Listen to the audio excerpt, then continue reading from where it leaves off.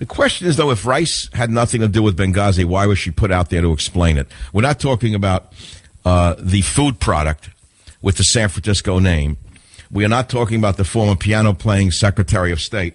We're talking about the totally unqualified Susan Rice, who is our diplomat to the United Nutcases on the East River. So let's have some fun by the Beach Boys on the Savage Nation. 1-855-400-7282. 855-400-SAVAGE. Is this the Beach Boys? Because I'm thinking of buying a new car. I need to hear the Beach Boys. It's winter. I want a new car. It may cheer me up. The smell, the new car smell.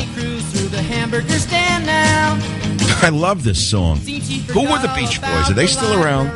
Does anybody know if they're still living?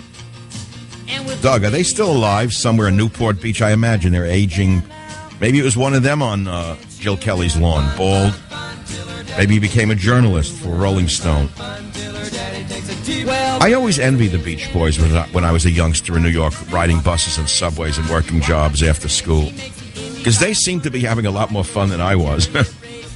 How come those guys always burned out earlier than I did? Here's the thing I want to ask a question about. Because I don't think I'm going to talk much about politics. I may not. I may get in it and out of it.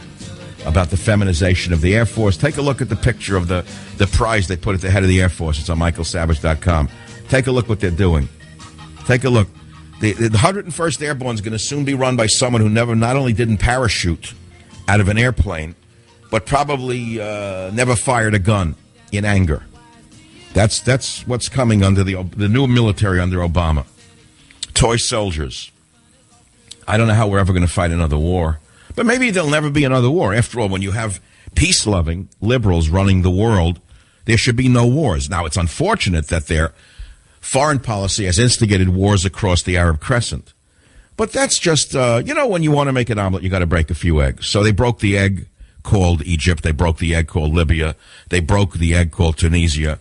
And they're making a new omelet. And the new omelet it's emerging. It'll be a peaceful omelet. A peaceful omelet where there are no Jews in the Middle East, no Christians in the Middle East, but it'll be peaceful. That's the important thing. Just as Jerry Brown here in California and the corrupt Democrat Senate, or shall I say whatever it's called here, the mafia, the California mafia, I think the legislature here has got a better thing going than the 5 families in New York ever had because no one's even after them. See, criminals in New York at least had to fear the FBI and the NYPD. The mafia that runs California has nobody to fear because they are the law. And since they now have a supermajority, they can do anything they wish, and they're doing it. And since they own the press, such as the San Francisco Comical, and have for years, they've declared today that the deficit in California disappeared by 50% overnight. They wiped it out overnight by taxing the rich. Even though they haven't collected the money yet, they suddenly said the budget looks better and there's going to be a profit in the year 2014.